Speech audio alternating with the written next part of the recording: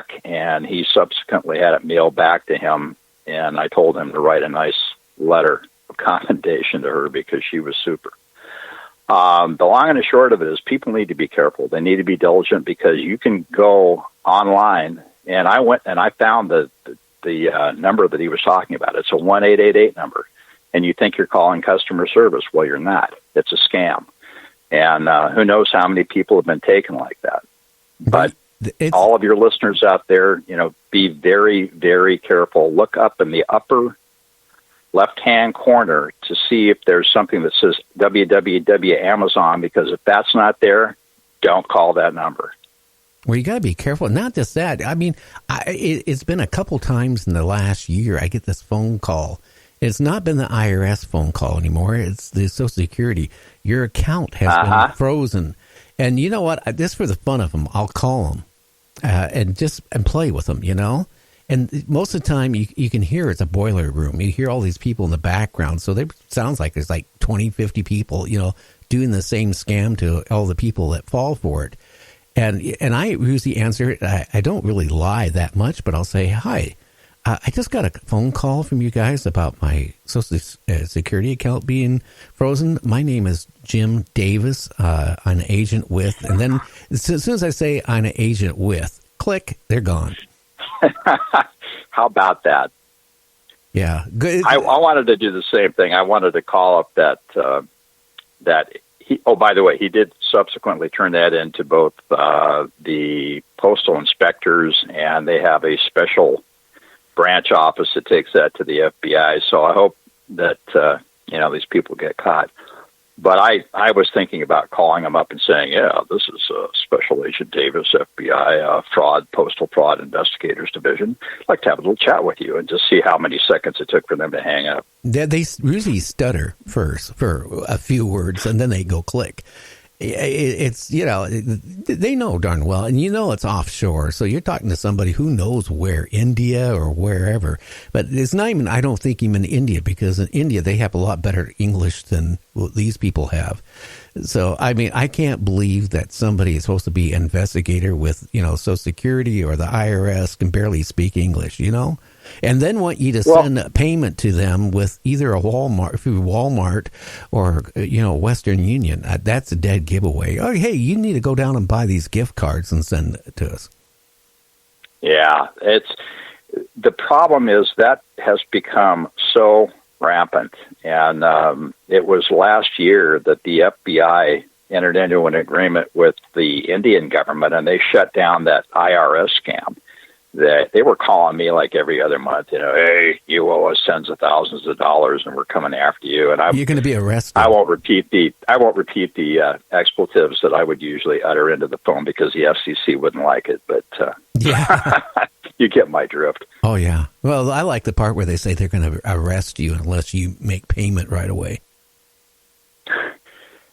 Oh yeah, I believe them.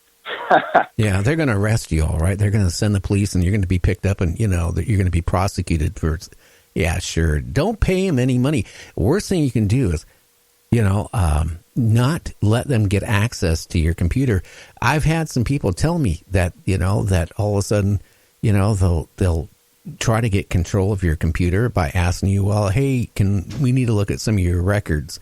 The worst thing you can do is allow them any access to your computer, because then they can see where you bank at, all your credit cards and all this information. They can get that. And that was one thing I was going to mention too, is he ended up going to the bank. He got new bank account numbers, got new passwords, canceled his credit card, and he is going to go. There is some really good software out there. It's about $50 a year, but it's worth it. And if you go to a place like Best Buy, they can install it for you. It's better than anything that I'm aware of out there. And so if anyone suspects that might be a problem, I would go see the Geek Squad or someone at some place like that, and they will help you out. And they do have some really good things out there that'll help you with that. Yeah, you just got to be careful. If you don't know the person, one thing is, and I'm going to say this, and we can get talking about paranormal stuff and all kinds of stuff. Never give any information. IRS is not going to call you unless they send you a letter Nope. first. They'll send you a letter first and say they're going to call you. The Social Security is the same way.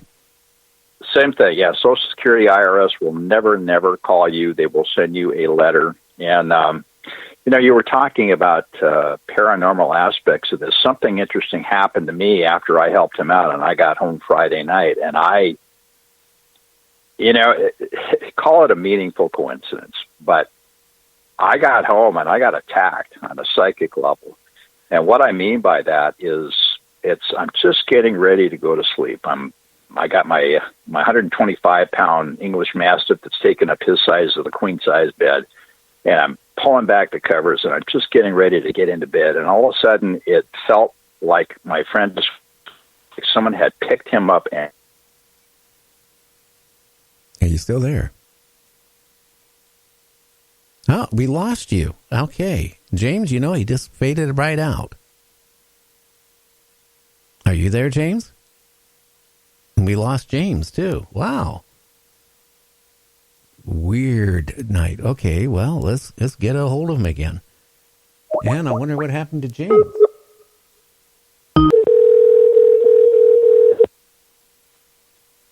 Well, James, you need to call back because you dropped out, too. Hello? Yeah, you just dropped out, and James dropped out, both at pretty much at the same time. I was wondering what happened to James. He's not there. When did my conversation get cut off? Right after about the dog and getting picked up. Well, what happened was I felt like someone had just basically thrown me down a bottomless pit.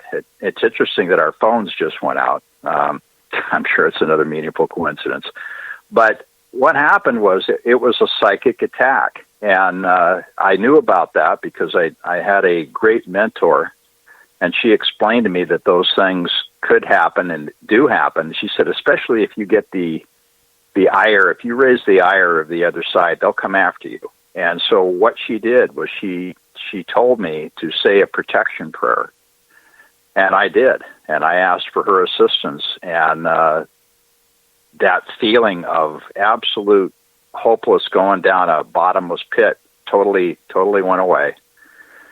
It came back the next night, but I did the same prayer and it went away, and it came back one more time. I think it was Monday morning when I got up. I did the same prayer and it hasn't come back since. Oh, yeah.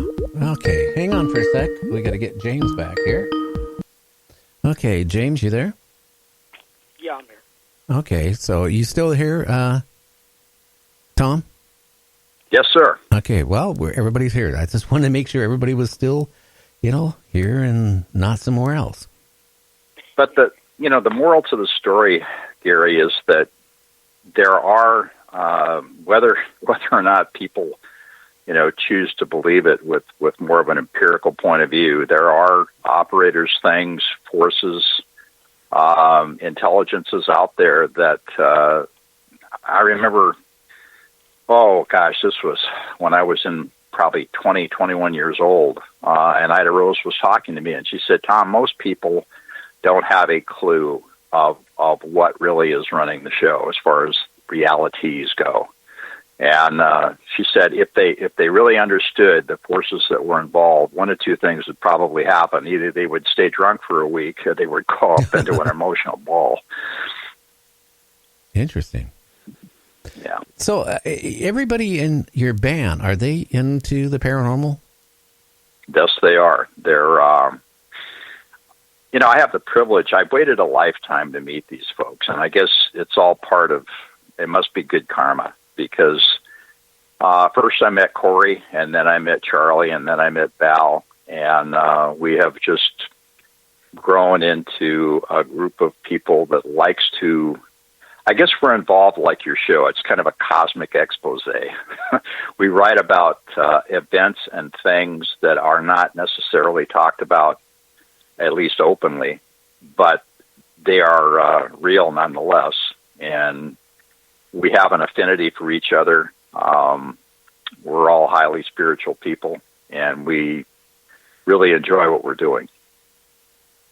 Well, your music sure shows it. I mean, who does the most of the writing for the band? I do. Wow. I have this partially open third eye, Gary. It just buzzes 24/7. So it's really, there are so many. Charlie and I were talking about this the other day, and there are so many things out there that that I've had experiences with, and that other people have talked to me about. I had a friend of mine that was a former U.S. Naval Intelligence officer. And he told me some extremely interesting things about not only UFOs and that phenomenon that Joyce talks about down in North Carolina, but he also talked to me about what the Hopi and the Navajo call the red and blue Kachinis in Nibiru. And he was very explicit about the information that he had on that. Well, can you share any of the information? Oh, I'd be happy to. This is something that if you search YouTube and the web, and there is another retired U.S. Naval Intelligence officer that talks about this. So I'm not going to be talking about anything that anyone, I'm not going to be violating anybody's disclosure agreements by talking about this. What he told me, and this was 30 years ago. I was still a police officer.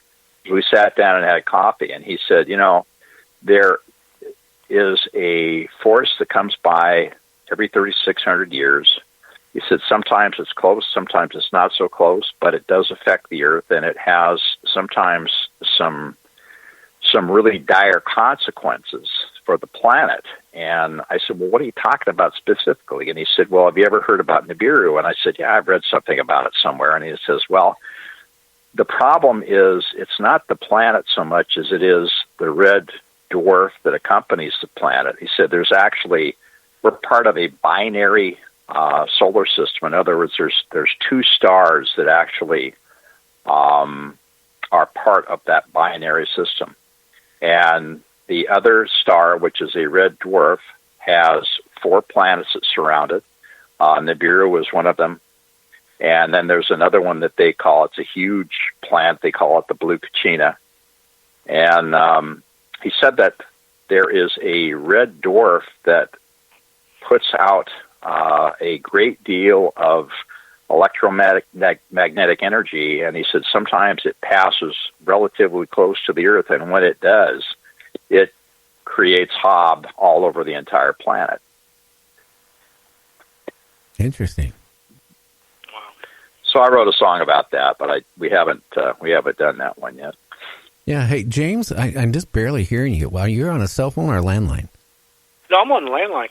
Okay, you're just talking kind of off to the distance. Yeah. Yeah, I tell you, are you guys planning, Tom, to record more music? I mean, as a band, what is your next step and next level? What our next step is that we wrote one. Well, I wrote one that I really want Val to take the lead on this one because her voice is perfect for it. It's about people that recognize other people on the fourth dimension. They recognize them spiritually. They know that they've been with them before, or they recognize a quality that they have. And it's called Another Life, and it basically talks about people that come back over and over again and people that they meet. And so the next one is going to be Another Life. Then we've got several others, everything about the, they call it the empty quarter in between Saudi Arabia and Oman, where supposedly there's this huge city buried by the wrath of God that contained both the jinn and the Nephilim. Supposedly they were partners in crime, and it covered a huge expanse. A friend of mine told me that they actually found it, NSA satellites that found this huge expanse in the empty quarter, and they know where it is, and it is buried under, tons and tons and tons of sand. Okay, supposedly Tom? What happened was these yes, sir. Yeah, we're going to have to take a 2.5 minute break. We'll be back. So, don't hang up. We'll be back in No, two and a half I won't. minutes. Okay.